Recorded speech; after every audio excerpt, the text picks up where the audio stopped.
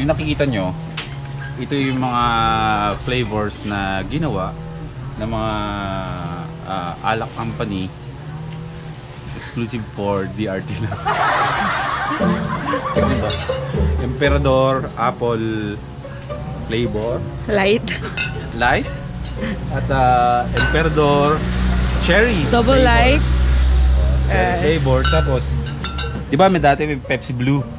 O dito lang sa DRT merong Pepsi Green. Apple flavor din. Apple flavor. Gusto mo tikman? Diba? So, wait lang, may papakita ko sa inyo. Ano yan? Ano naman yun? Gulay ka. Ganda. Scrambler ang tawag sa ganito. Ano yung base 5 dito? No? Walang ganda.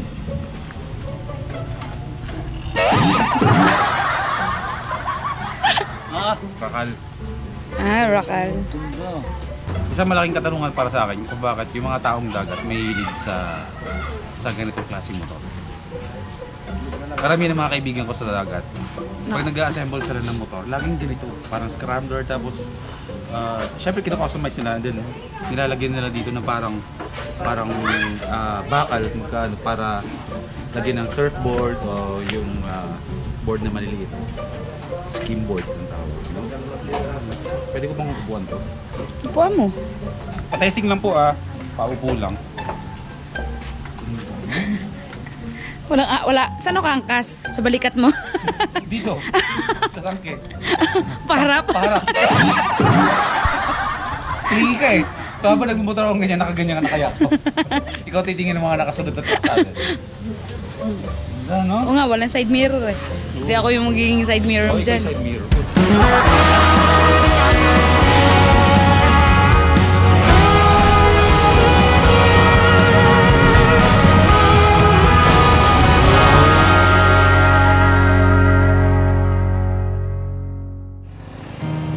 Yun. Yan pala eh.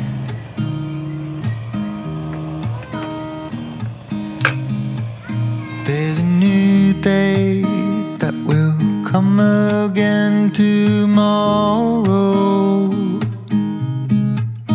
There's a new day to wash away the pain. Nabili ko to. Nabili namin to sa Lazada. Sa Shopee, parang 235 lang mahal, no? 200. Naka-sale. 235 plus yung butane na nagkakahalaga ng 75 pesos lang. Meron ka ng instant lutuan kahit saan ka magpunta, di ba? Yun sana gusto kong gawin sa pagbabike eh, yung magta-tent somewhere tapos magluluto tayo ng ano. So, holding on through the night, 'cause I promise you this.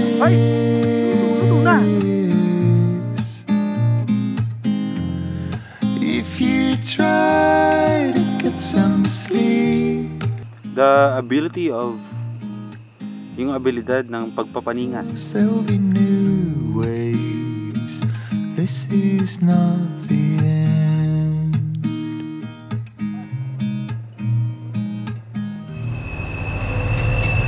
6:30 PM na mga first timers. At sabi ni ate, yung caretaker dito, ay mga bandang 8 PM tatahimik na yung lugar na to. Wala nang dumadaan ng mga sasakyan. So, dahil madilim na at nagkaroon na kami ng mga kasama dito, dalawa doon sa cabin at sa tent, may mga dumating din. So, madilim na. So, kailangan nating buksan yung ilaw sa lugar na to. Nagkaroon tayo ng pagkakataon na tayo yung magbubukas nung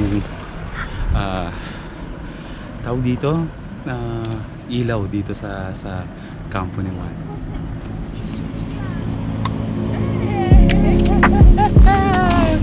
Chill mode.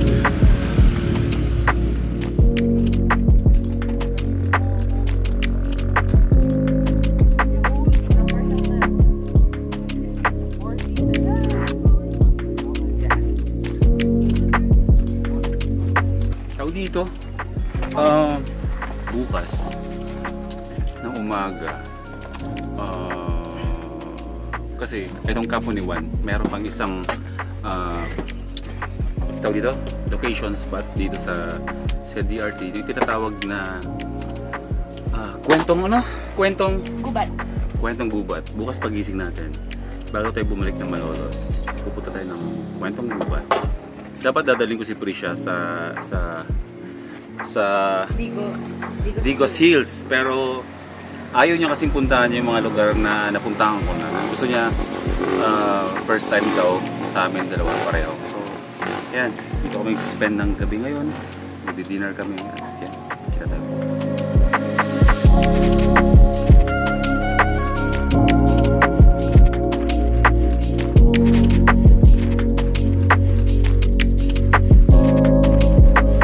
Hindi yan dinner namin. Okay. Maraming salamat dito sa solar na to. Solar light na to na automatic naman siya nagbubukas kapag madilim na. Okay. Masarap bumiyay mag-isa. Pero along the way, mas masarap sa pakiramdam kasi marami kang nakikilala. At meron tayong mga kasama dito from QC na pumunta dito sa Bulacan para i-explore kung anong meron dito sa DRT. Sorry, madilim talaga. Ngayon lang kami nagkasama-sama. Hindi pa kami magkakilala, pero one thing for sure, bukas paglabas namin dito sa Company 1 ay magkakaibigan na kami.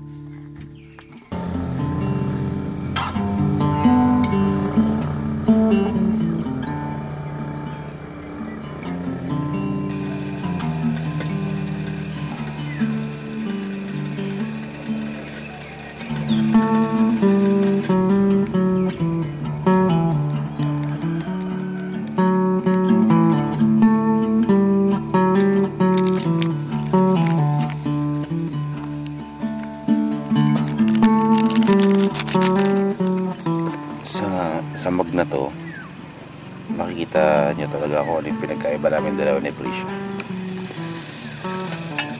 Ito yung mug ko.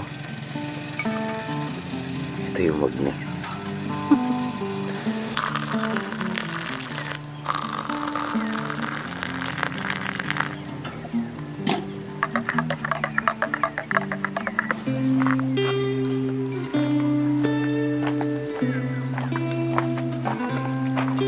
Hi. Thank you. Morning. I am selfish, I am flawed, but I can love. And so I wear this smile fit for the place above. You know me, the truth gets heavier every night. Promise I'll be the one if you help me win this fight. Will you stay there with me? Will you stay with me in the dark? Will you stay with me in the dark, the dark, the dark, the dark? Good morning. Hindi, tulog na tulog kami. Kamusta tulog niyo mga? Hindi mainit? Malamig? Mainit ng una, tapos umulan. Umulan. Umulan. Tulog kayong lahat, guys. Ininom ko yung mga tuwalya nyo, yung iniwan nyo dito. Nahulog na, sorry kuya, nilagay ko dyan.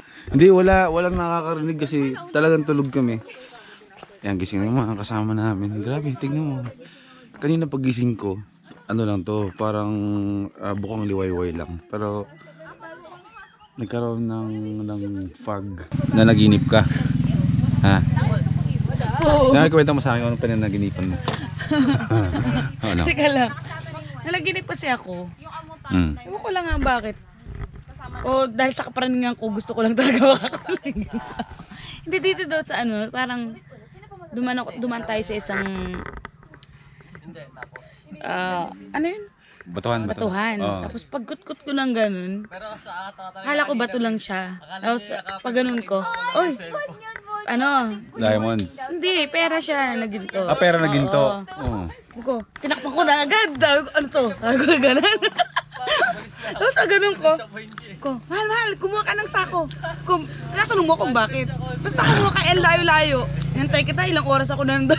Binabantayan mo yung gintong pilak. Yun panaginip ko. Yun panaginip mo? Oo, siguro kakaaning-aning ko, diba? Oo. Ako may panaginip din ako. Nagkaroon daw ako ng big bike. Hindi siya yung dream bike ko na Yamaha R6. Hindi ko alam kung anong brand, pero big bike. Ang laki ng gulong. Kasama ko si Paulo Busa. Tapos kasama sila Torquay.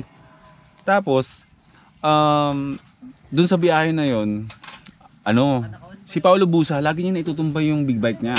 Ako, tuwing matutumba yung big bike, na itutukod ko, na nasasangga ng tuhod ko. So, di ba, kasi mabigat. Pag tutumba, naigaganon ko yung tuhod ko, hindi natutumba yung motor. Siyempre, habang bumubiyahe, ang sakit ng tuhod ko. Tapos nagising ako. Paggising ko, kaya pala yung big bike, masakit yung dito ko kakatukod ko, tutumba. Nawit na pala yung tuhod ko dahil nakatanday ka sa akin. yung pala, nakonek ko na kung bakit masakit yung tuhod ko. Doon sa, alam mo, tama-tama na nagka-big bike ka doon sa panaginip mo. Kasi nakakuha ko ng ginto. Yun yung pambili. Birang panaginip yun. Minsan talaga ganun, no? O minsan ganun. Dati maliit din ako eh. Nanaginip akong umapa ako sa sobrang lamig na tubig. As in, yung pala pagising ko, naihina ako, tapos basang-basa na yung pako. Kaya pala malambig. May ganun klaseng panaginip. Nagko-connect yung nangyayari sa'yo habang wala kang mali siya. Dun sa nangyayari. Habang wala ka sa ulirat mo, nananaginip ka, pero may nangyayari sa'yo habang tulog ka. Tulad nga yun, sabi ko, naitutukod ko palagi yung tuhod ko dun sa motor para hindi tumumba. Yung pala, kaya sabi ko, ang sakit dito. Pero okay lang, para kahit matumba yung motor, okay lang. Yung pala, nagising ako, nakatanday ka dito sa tuhod ko. Kaya ang sakit-sakit ng tuhod ko. Sayang, big bike na sana. Panaginip lang pala.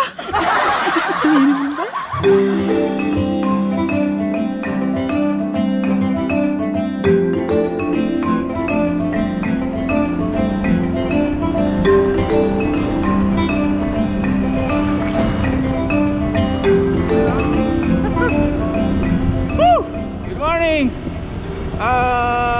Ayun, iniwan na namin yung company 1, pero babalik tayo dyan kapag kasama natin dito sa Luzon na.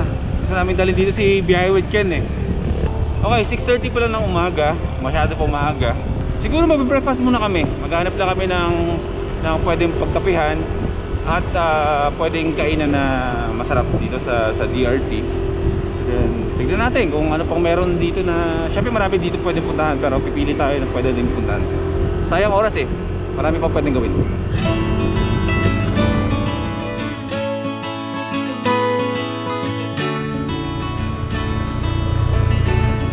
Merong flag dun sa taas. Gusto mo in time akitin natin yan? Laban ka? Oo naman. O sige, okay, game.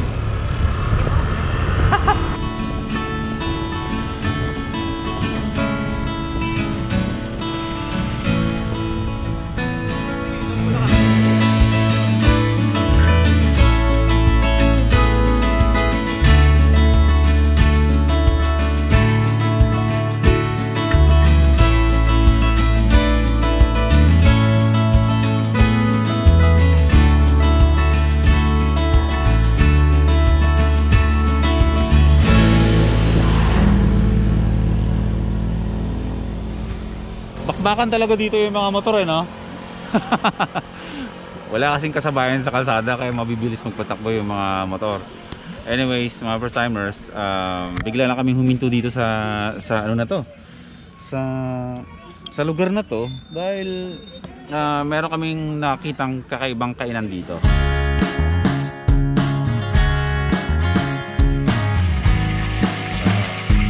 Kumbaga ano yan tay, pre-cook na. Okay, kung na yan. Para mas mabilis lutuin. Saan niyo po nakukuha yung mga itik na to? Sa Bustos, Bulacan. Oo. O nga pala kasi sa Bulacan, pagdadaan ka ng bypass road, marami ka makikita mga itikan talaga. So doon po nang gagaling, no?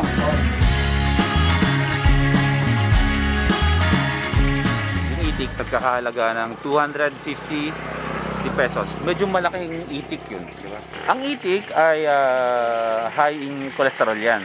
Pero okay lang naman kainin mo yun kasi hindi ka naman madalas talaga kumakain ng itik, di ba? Hindi naman siya yung normal na pagkain na lagi natin nabibili somewhere or lagi nasa hapagkainan natin. So, kung high blood ka, tikim-tikim lang. Pero sa tulad namin na walang high blood, lalantakan namin dalawa. Itik! Nakanin-kanin to. Oo. Ano? Let's make hiwa-hiwa. Ang ganyan mga konyo magsalita. Oh, wait. Yung pala eh. Boom.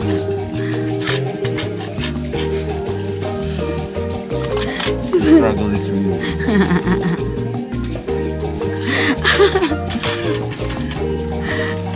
Ang lamya mo kasing umano. Puro laman yan. Lambot.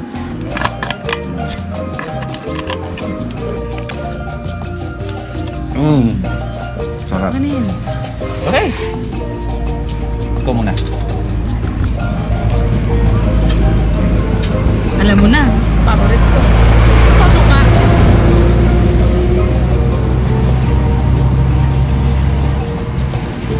Sarap. Sarap.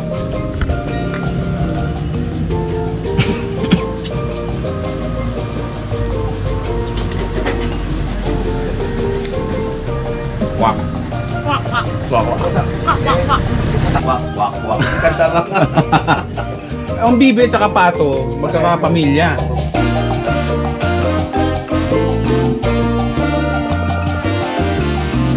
Yung Tony's Fried Itik, mga first timers, hindi siya natutunto ng Waze or Google. Pero kapag pupunta kayo ng DRT, ang ipipin nyo lang is yung DRT Public Market. So, yun na. Alam nyo na yun.